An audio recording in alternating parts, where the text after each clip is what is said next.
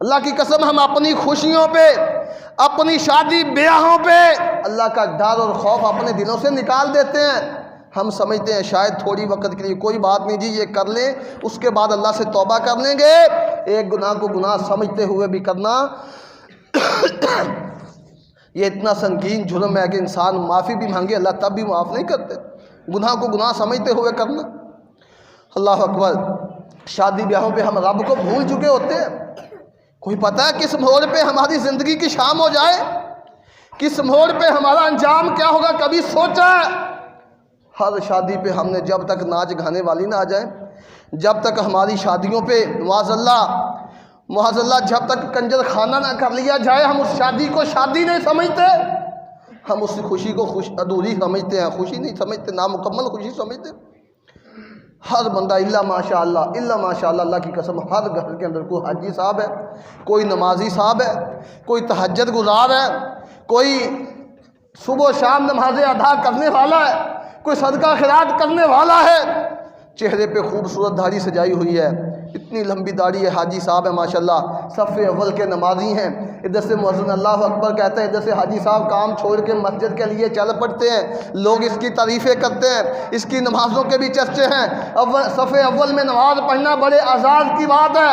نبی صلی اللہ علیہ وسلم نے فرمایا اگر اول صف کی اجر کا انسان کو علم ہو جائے، اول صف کے اجر کا، فرمایا اس کے لیے لوگ لڑیں، لوگوں کے اندر قرآن اندازی کرنا پڑے، بڑے اعزاز کی بات ہے۔ حاجی صاحب کی زندگی گزر گئی، اول صف میں نمازیں بھی پڑھتے ہیں، سب کچھ کرتے ہیں، بڑا خشوع و خضوع بھی نظر آتا ہے۔ آج بیٹے کی شادی ہے، ساری خوشی کا سارا خشوع و خضوع، سارا اللہ کا ڈر اور خوف ختم ہو چکا ہے۔ حاجی صاحب بیٹھے ہوئے آرام سے، ادھر کنجر خانہ ہو رہا ہے، ناچ گانا ہو رہا ہے، شراب نوشی ہو رہی ہے، کوئی پرواہ نہیں جی۔ بیٹے کی شادی ہے تھوڑی دیر کے لیے جی، وہ بچے نہیں مانتے تھے جی، وہ رشتہ دار نہیں مانتے تھے، کیا اللہ کے ہاں یہ عذر چلے گا؟ کیا اللہ رب العالمین کے ہاں یہ عذر کام آ سکے گا؟ جی میرا بھائی نہیں مانتا تھا، میرا فلاں رشتہ دار نہیں مانتا تھا، اس وجہ سے ہو گیا، کہ اللہ اس عذر کو قبول کر کے ہمیں معاف کر دیں گے؟ کسی انسان کو اس بات کا اندازہ نہیں ہے، اللہ کی قسم کس موڑ پہ زندگی کی شام ہو جانی ہے۔ کتنے واقعات آپ نے پچھلے دنوں آپ نے یہ ہمارے میاں چنو کا واقعہ نہیں دیکھا؟ 3 نوجوان دوست ہیں، قسم ایکسیڈنٹ ہوتا ہے، تینوں فوت ہو گئے ہیں۔ اب ان کی گاڑی کے اندر کی پکچرز ویڈیوز باہر انسان کو موصول ہوئی ہے، کیفیت کیا ہے؟ گاڑی کے اندر فحش قسم کے گانے لگے ہوئے ہیں، LCD پہ دیکھے جا رہے ہیں، اور یہ بڑے مسرور ہو رہے ہیں، خوش ہو رہے ہیں، ویڈیوز بن رہی ہے، لائیو چل رہے ہیں، سب کچھ ہوتا ہے۔ اللہ رب العالمین کی پکڑ آتی ہے، ان بطش ربک لشدید۔ یاد رکھنا چاہیے، ہم کہہ دیتے ہیں لیکن ہمارا ایمان نہیں ہے، یقین نہیں ہے، اللہ کی پکڑ کتنی سخت ہے۔ ویڈیو چل رہی ہے، گندے گانے چل رہے ہیں، ویڈیو موصول ہوئی ہے، دیکھی کہ یہ بعد میں ایکسیڈنٹ ہوتا ہے، تینوں اللہ کو پیارے ہو جاتے ہیں۔ نبی صلی اللہ علیہ وسلم نے کہا کہ جس حال میں انسان کو موت آئے گی قیامت دن، اسی حال میں انسان کو اٹھایا جائے گا۔ اب آپ اندازہ لگائیں وہ کس کیفیت، کس حال میں اللہ قیامت کے دن اٹھیں گے، اللہ کے پاس کیا منہ لے کے جائیں گے، اللہ رب العالمین کو کیا جواب دیں گے؟ جب اللہ رب العالمین پوچھیں گے میرے بندے بتا تیرا انجام کیا ہوا تھا، تیرا اختتام کیسا تھا؟ انما الاعمال بالخواتیم۔ نبی صلی اللہ علیہ وسلم نے فرمایا لوگوں ساری زندگی تہجدیں پڑھ لو، ساری زندگی نمازیں پڑھ لو، فرمایا تمہارا نامہ اعمال کا حساب کتاب، تمہارے جزا سزا خاتمے پر ملے گی۔ تمہارا خاتمہ کیسا ہوا تھا؟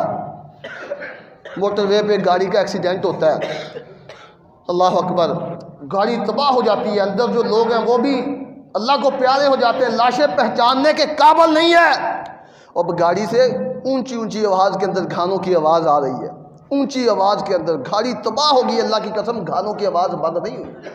یہ واقعات آپ کو دیکھتے ہیں، اخبارات میں پڑھتے ہیں، سوشل میڈیا کا دور ہے، موٹر وے پہ ایکسیڈنٹ ہوا ہے، گاڑی تباہ و برباد ہوگی، اندر لاشیں پہچاننے کے قابل نہیں ہے، DNA کیا جا رہا ہے، یہ کس کی لاش ہے، یہ کس کی لاش ہے، اور اندر سے گانوں کی آواز آ رہی ہے، اونچی آواز میں ہر بندہ سن رہا ہے، ویڈیو بن رہی ہے، میڈیا والے پہنچ چکے ہیں، ریسکیو والے پہنچ چکے ہیں، گانے کی آواز ابھی بھی آ رہی ہے، زور و شور کے ساتھ آ رہی ہے۔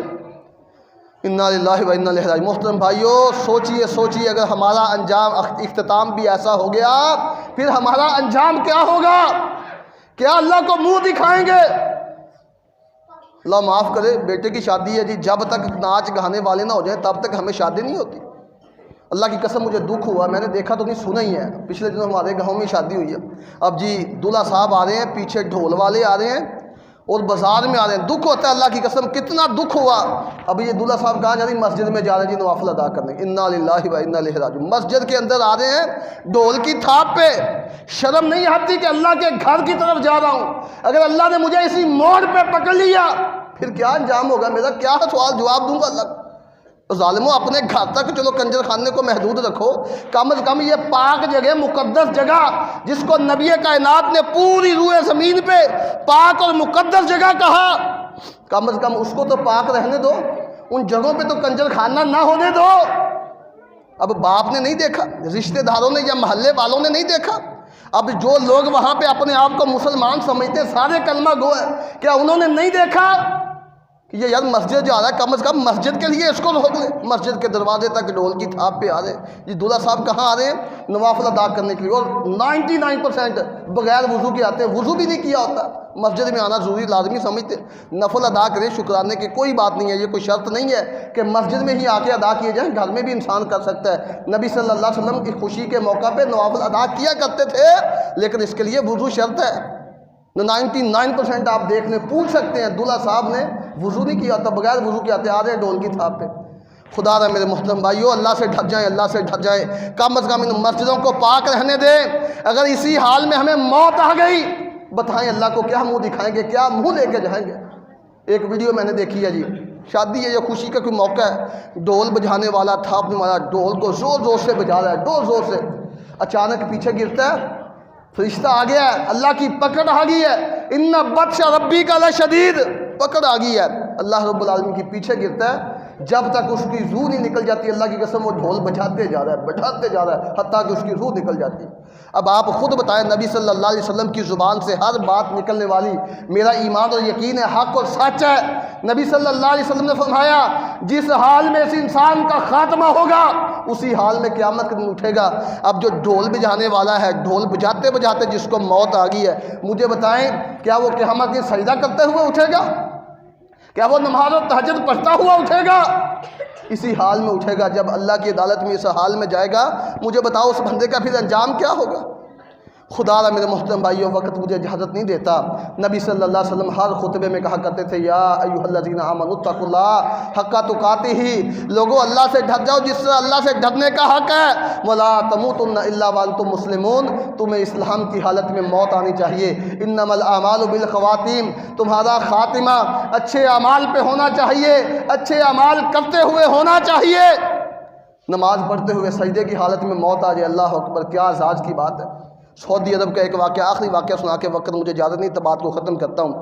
سعودی عرب کے اندر اسی طرح ایک بارات آنی تھی، دلہن تیار ہو چکی ہے، میک اپ ہو چکا ہے، مہنگے قسم کے لباس پہنا دیے گئے ہیں، دلہن کو زیورات سے مزین کر دیا گیا ہے۔ آپ کو معلوم ہے شادیوں کے موقع پہ دلہن کو سجایا جاتا ہے، میک اپ کیا جاتا ہے، ادھر سے دلہا صاحب لیٹ ہو گئے، ادھر سے مؤذن مسجد سے اللہ اکبر کی صدا بلند کرتا ہے، یہ دلہن اٹھتی ہے، اس کی تربیت دینی گھرانے میں ہوئی ہے، اسلام کے مطابق ہوئی ہے، یہ دلہن اٹھتی ہے نماز پڑھنے کے لیے، روکنے والی سہیلیاں روکتی ہیں کہ اتنا روپے پیسہ لگا کے تیرا میک اپ کیا گیا، یہ اتر جائے گا، ابھی تک دلہا صاحب نہیں آئے جس کے لیے تو تیار ہوئی ہے، تجھے تیار کیا گیا ہے، وہ ابھی تک نہیں پہنچے، رہنے دے، بعد میں پڑھ لینا۔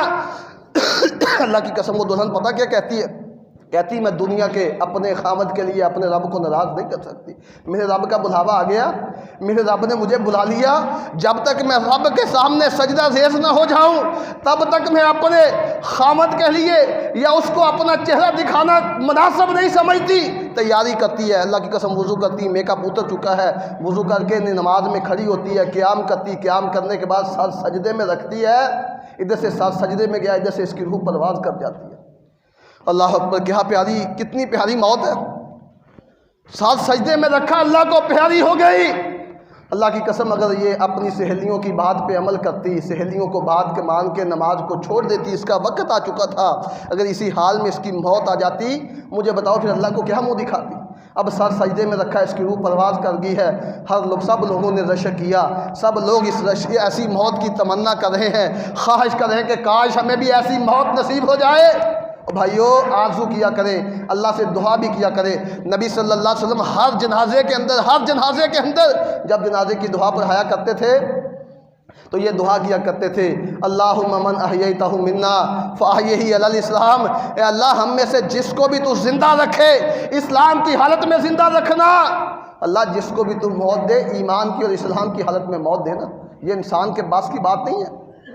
لا حول ولا قوت الا باللہ۔ نیکی انسان اپنی مرضی سے نہیں کر سکتا، برائی انسان اپنی مرضی سے بچ نہیں سکتا، ہمیشہ اللہ سے دعا کرنی چاہیے۔ خود نبی کریم یہ دعا کیا کرتے تھے، لیکن افسوس ہمیں دعائیں یاد نہیں ہیں۔ ہمیں مولویوں نے جنازے کی نیت تو سکھا دی ہے جس کا کتاب و سنت کے ساتھ کوئی تعلق نہیں ہے، جس کا شریعت کے ساتھ کوئی تعلق نہیں ہے، نہیں سکھائی تو ہمیں یہ دعائیں نہیں سکھائی جو نبی کریم صلی اللہ علیہ وسلم پڑھا کرتے تھے۔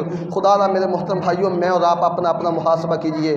اللہ سے دعا اللہ تعالی ہمیں اسلام کے مطابق زندگی گزارنے کی، دین اسلام پر زندگی گزارنے کی توفیق عطا فرمائے، اور ہمیں موت آئے تو حالت ایمان میں شہادت والی موت نصیب فرمائے۔ ان اريد الا الاسلام ما استطعت وما توفیق الا باللہ علیہ توکلت۔